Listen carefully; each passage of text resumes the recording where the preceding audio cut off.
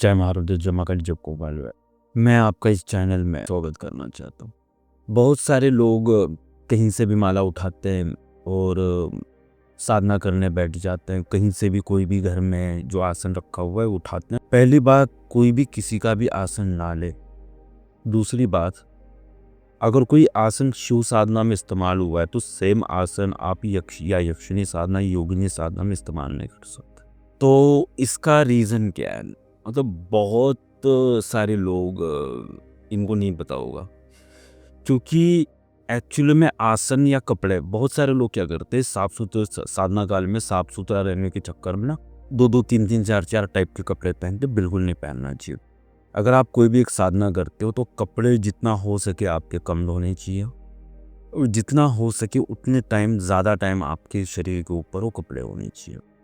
अब ये कपड़ों का भी है, आसन का भी, माला का भी है। माला भी आप कहीं से नहीं उठा सकते। सिद्ध माला, ठीक है, हमेशा माला सिद्ध करके रखना चाहिए, क्योंकि माला जो है, अगर कोई भी चीज़ शुरू में नेगेटिव होती है, किसी भी चीज़ में जो है ना पॉजिटिव ऊर्जा होती ही नहीं है, ठीक है, भर भर के नहीं होती है।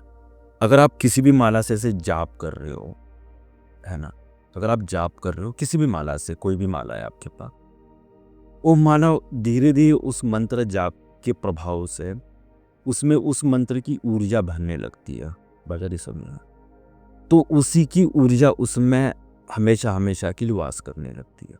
तो अब मैं कैसा हूँ, मैंने अब कैसा जाप करा है मेरे को पता है, इसलिए कहना है कि मेरी जो माला है कोई और ना ले, ठीक है। अगर उस पर मैंने कोई प्रेत का जाप करा तो उसमें प्रेत की ऊर्जा है, ना कि भगवान शिव की ऊर्जा है।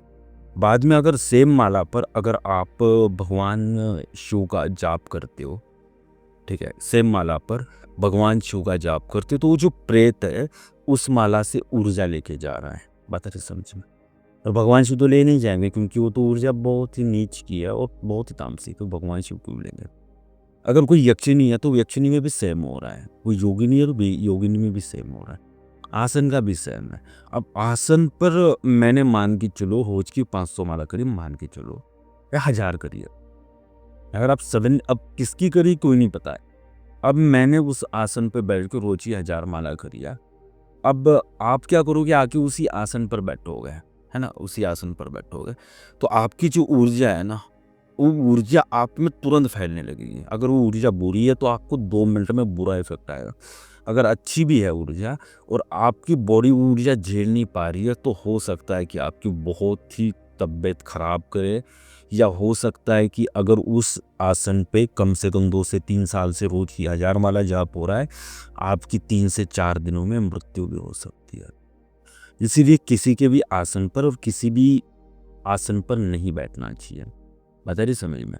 अब कपड़ों का भी सेम है। अगर मैं कपड़े पहन के 100 माला जपी है मैंने, है ना, तो होता क्या है सिस्टम, मैंने अब ये शर्ट पहन के 100 माला जपी, मैंने उतार दिया। अब इसमें मान के चलो उसने 5% 2% जाप लिया है, 2% मान के चलो कि 2 माला का बस जाप लिया है उसने। अब 2 माला इसमें चला गया, 2 माला इस पैट में चला गया ऐसे। अब सिस्टम क्या है कि मैं दूसरे पहनूंगा तो उसमें 2 माला जाएगा, ठीक है, तीसरे पहनूंगा तो तीसरे में, तो मान के चलो अपने दिन में 3 बार कपड़े चेंज करे तो 6 माला गया है आपका, ठीक बात है नहीं समझ में। तो इसीलिए कोई भी साधक लोग जितना हो सके कम कम कपड़े पहनते हैं, मतलब कपड़े चेंज करते हैं, मतलब छोटी छोटी नहीं बोल रहा मैं, कम कपड़े ये करना पसंद करते हैं। अपना जो आसन है एक ही रखना पसंद करते हैं, और प्लस अपना जो माला है वही रखना पसंद करते हैं ज़्यादातर साधक, जो बड़े बड़े साधक हैं। और तीसरी बात यह है, जगह भी सेम होनी चाहिए। अब जगह क्यों सेम होनी चाहिए, वो जो आपका क्लाइमेट है आसपास का, वो क्लाइमेट उस ऊर्जा से भरा हुआ है, और जिस शक्ति का आप जाप कर रहे हो उस शक्ति को पता है रात को 8 बजे ये बंदा इस जगह पर बैठ के मेरा जाप करेगा, तो 8 बजे सेम जगह पर मुझे ऊर्जा भेजनी है, ठीक है। आज आप यहाँ बैठ के करते हो, दो कल जाके 1 किलोमीटर दूर करते हो, तो ये नहीं चलता, बात नहीं समझ में। सेम जगह पर सेम स्पॉट पर करोगे तो आसपास के वातावरण में पॉजिटिव ऊर्जा है, प्लस ऊपर से जो ऊर्जा आ रही है, ऊपर से जो ऊर्जा आ रही है वो भी उनको पता है रात को 8 बजे ये बंदा यहाँ पर बैठता है, तो 8 बजे मुझे ये ऊर्जा भेजनी है। तो मतलब कभी भी कोई भी बंदा किसी का भी आसन, किसी की भी माला, किसी के भी कपड़े ना पहने साधना काल में किसी। और हाँ, अगर आप छूते हो तब भी वो ऊर्जा आपकी माइनस होती है। तो ये बातों का ध्यान रखना हमेशा से आपको बहुत ज़रूरी है। और अगर ऐसी बातों का छोटी-छोटी ध्यान रखोगे तो ही आप मतलब ज़िंदगी में सक्सेस हो सकते हो साधना क्षेत्र में, अन्यथा आप सक्सेस नहीं हो सकते। बहुत सारे लोग क्या करते हैं, एक ही माला होती है उनके पास, भगवान शिव की भी माला उसी से करते हैं और यक्षिणी साधना करते हैं तो उसी से करते हैं। तो होता क्या है, यक्षिणी जो है भगवान शिव की ऊर्जा छुड़ाना शुरू कर देती है, माला में जो भी ऊर्जा है वो ऊर्जा खत्म करना शुरू कर देती है। तो मतलब भगवान शिव की जो माला जो आपकी चार्ज हुई है, वो तो माला डिस्चार्ज हो रही है, वो तो माला डिस्चार्ज हो चुकी है।